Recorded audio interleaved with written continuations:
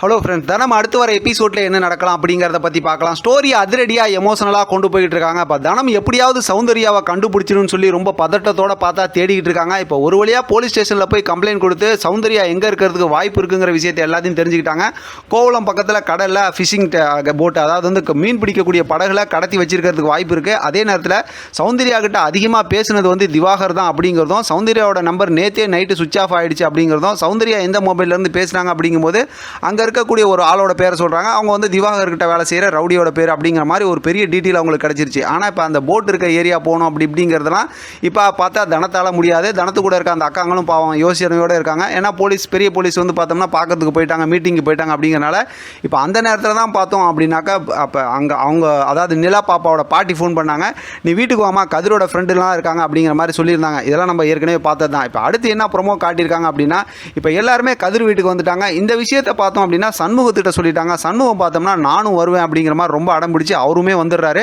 இப்போ சண்முகம் எல்லாருமே மூர்த்தி வீட்டுக்கு வந்ததுக்கப்புறம், இப்போ மூர்த்தி வந்து பார்த்தோம் அப்படின்னா சொல்லி இப்போ கதிர் வீட்டுக்கு வந்ததுக்கப்புறம் கதிர் எல்லாம் வந்து என்ன பண்ணுறாங்க அப்படின்னாக்கா, இப்போ அந்த போட் இருக்க ஏரியாவுக்கு போயிட்டு ஒரு போட் எடுத்துக்கிட்டு இப்போ கடலுக்குள்ளார கிளம்பிடுறாங்க. போட்டுக்குள்ளார யாரெல்லாம் இருக்காங்க அப்படின்னு பார்த்தோம் அப்படின்னா, கதிர் இருக்காங்க, சண்முகம் இருக்காங்க, தனம் இருக்காங்க, அதே போலம்னா அவங்களோட ஃப்ரெண்டுங்களாம் இருக்கிறாங்க. இப்போ இவங்களோட சேர்ந்து போயிட்டு இருக்காங்க.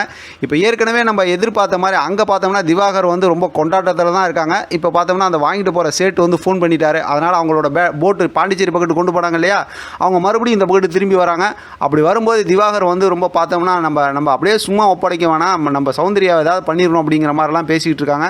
இப்போ கண்டிப்பாக சௌந்தர்யா வந்து ஏதாவது ஒரு பிளான் பண்ணி இவங்களை மாட்டி விட்டு ஒரு ட்ராப்பில் மாட்டி விடுவாங்க. அதுக்குள்ளார கண்டிப்பாக மூர்த்தி அவங்களாம் இருக்காங்கல்ல, அவங்களாம் இங்கே கதிர் அவங்களாம் இருக்காங்கல்ல, அவங்களாம் வந்து இங்கே வந்து இவங்களை கண்டுபிடிச்சிருவாங்க அப்படிங்கிறலாம் நமக்கு தெரிஞ்சது தான்.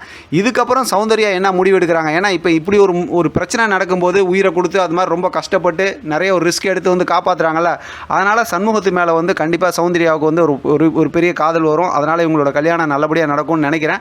ஏன்னா அதுக்காக தான் பார்த்தா தனம் இவ்வளோ போராடுறாங்க. ஸ்டோரியை ரொம்பவுமே இன்ட்ரெஸ்டிங்காக கொண்டு போகிறாங்க. இருந்தாலும் எதிர்பார்த்த அளவுக்கு ஃபாஸ்ட்டாக இல்லைனாலும் கொஞ்சம் ஸ்லோவாக கொண்டு போய்கிட்டு இருக்காங்க. வெயிட் பண்ணி பார்க்கலாம் அடுத்து ஏதாவது இது சம்மந்தமாக ப்ரொமோ வருதா, இல்லை நாளைக்கான எபிசோடில் இது எப்படி சுவாரஸ்யமாக கொண்டு போகிறாங்க அப்படிங்கிறது சம்மந்தமாக தொடர்ந்து நம்ம பேசலாம். ஆதரவு கொடுங்க. இதை பற்றின உங்களோட கருத்து கமெண்ட் பாக்ஸில் தெரியப்படுத்துங்க. தொடர்ந்து ஆதரவு கொடுங்க. தேங்க்யூ ஃப்ரெண்ட், தேங்க்ஸ் ஃபார் வாட்சிங்.